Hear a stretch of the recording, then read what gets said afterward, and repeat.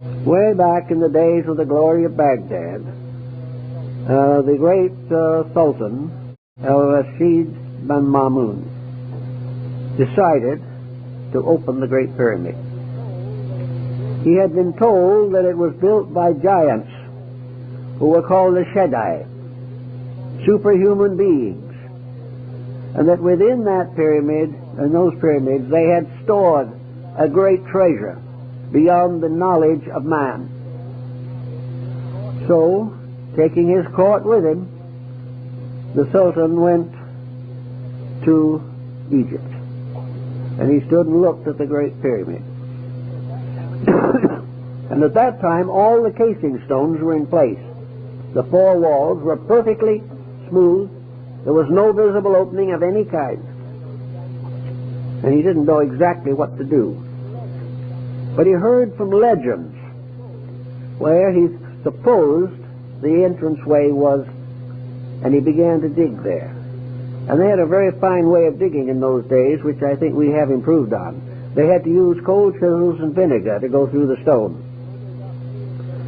And when they got through a certain way, they did find that they had come very close to an entrance.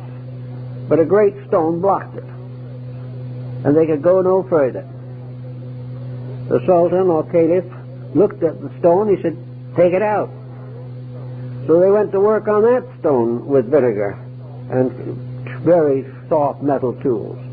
And last, with a great trouble, they managed to get the stone out. And as they took it out, another stone fell in its place. And they had to go through stone after stone before they could get into the building. No, you don't do that just to bury a fairy hole. And at last, when they got all the way in, there was nothing. The only thing they found were a series of little implements, like a little a ball that could be used to make sure a surface was even. If you stood the ball on it, if it rolled off, the surface wasn't even. And two or three other little tools, and the dimensions of the building itself. Now the Shaddai was supposed to have buried all this treasure. Did they really bury a treasure in there? Were those little instruments the treasure? And were the dimensions of the pyramid and its interior structure this priceless secret that was far more important than gold? It has been worked on. Some have decided that the Great Pyramid was a great book of prophecy. Some say that it was built by the Atlanteans. Some say that it has the most perfect mathematical form and the most perfect measurements of anything on earth.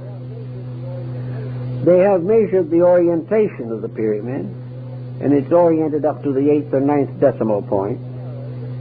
And the little error that does exist, just a little fragmentary error, is probably due to the fact of the minor earthquake that shook off that corner. The building was built by somebody who knew a great deal. Now, if you only want to go back as far as Cheops or Khufu, we have to admit under those conditions that the Egyptians were pretty smart people.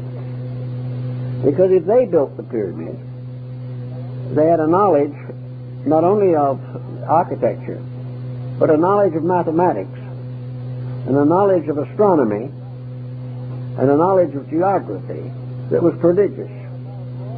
They knew more about all of these subjects than we knew 100 years ago. Something in this story is another evidence that somewhere in the past there was a very great amount of knowledge. And if it was true, or is true, that the pyramid was oriented to the Star Vega, then the entire history of Egyptian philosophy and mathematics is set forth in that building.